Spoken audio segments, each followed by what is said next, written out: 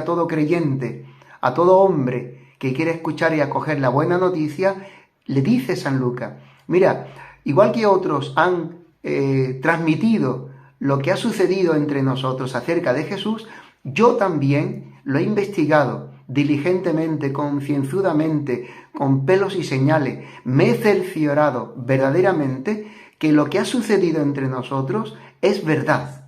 Y lo que os hemos anunciado a través de los apóstoles, a través de los profetas, el evangelio que habéis recibido, es verdad, es digno de ser creído, es lo que Dios ha hecho en medio de nosotros. Por tanto, la palabra de Dios no es simplemente el relato de cosas sucedidas en el pasado. No tiene nada que ver con una historiografía del pasado o con un leer periódico con hechos que van sucediendo. Lo que se proclama, como decía en la primera lectura, en medio de la asamblea, en medio del pueblo de Dios congregado, en medio del pueblo de Dios congregado en el día consagrado al Señor, es muy fuerte. Es Dios hablándole a su pueblo por medio de su palabra. O sea que Dios tiene un diálogo con nosotros. Por eso es tan importante centrar la presencia de la palabra de Dios en medio de nuestras vidas, a nivel personal, como cristianos, como pueblo de Dios creyente, en medio de la asamblea, en medio de la comunidad cristiana, tener algún día de celebración en la semana de la palabra de Dios, proclamando la palabra de Dios en medio de nosotros, y en la catequesis. Porque es Dios que es hablándonos, diciéndonos cuál es su plan de salvación. ¿Qué es lo que Dios ha hecho, lo que Dios está haciendo y lo que Dios va a hacer con nosotros, contigo y conmigo? Pero eso es fundamental, es impresionante, es grandísimo que hoy al inicio del ministerio de Jesús, ministerio público, cuando Él comienza, dice que después llevado del desierto por el Espíritu a Galilea, a Nazaret, dice que entra en la sinagoga y una vez que entra en la sinagoga se proclama la palabra.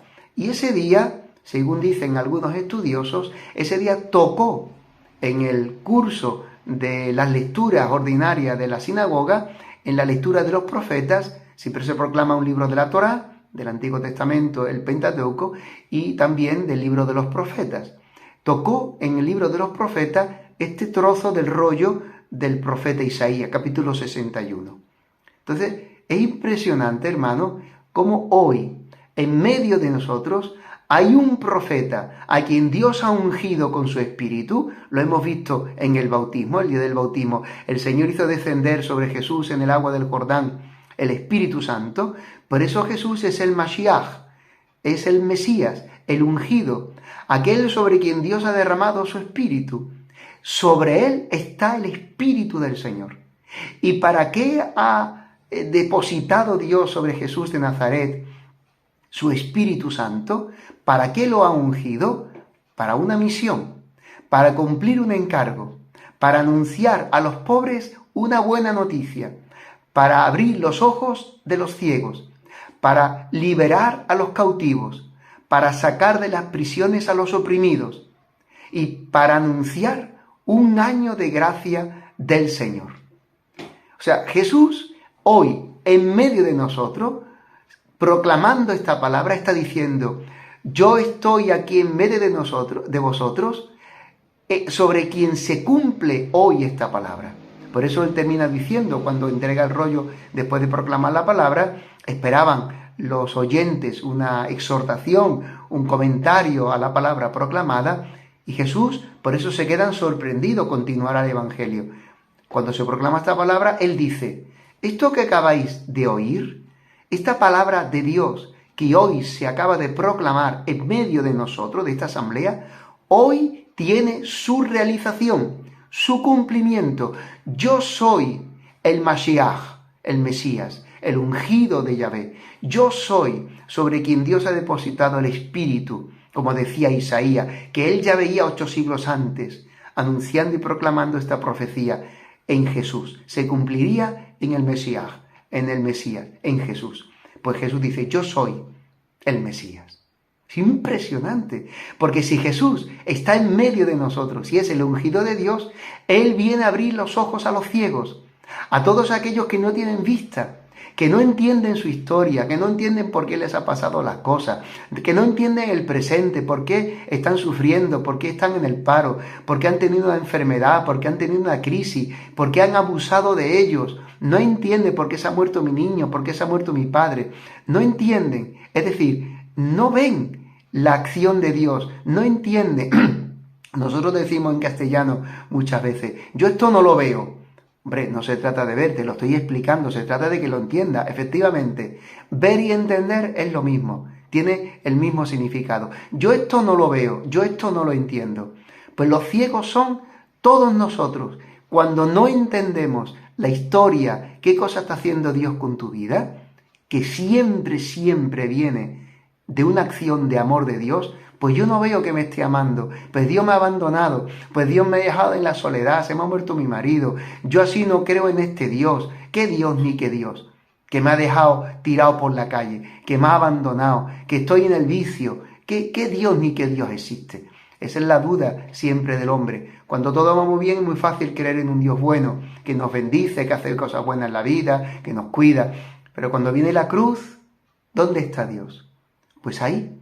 En la cruz está Dios esperándote para que te encuentres con Él, para que te abras a su presencia, a dejarte hacer por Él, para que le busques, para que te acerques. Jesucristo es el Dios hecho carne que toca los ojos de los ciegos y los cura, que viene a anunciar a los pobres, a los desheredados de la tierra, a los abandonados, a los desechados de la sociedad y sobre todo a los pobres, a los que no tienen riqueza. ¿Quién es la riqueza? Dios es la riqueza.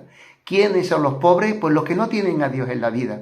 Los pobres, los que van tirando por la vida, los que su vida pues es oscuridad, los que no tienen esperanza, los que piensan que ya lo saben todo, los que no esperan una salvación para su vida, que su vida necesite salvación. Esos son los pobres. Decía Madre Teresa de Calcuta, no hay pobre más pobre que la persona que está sola.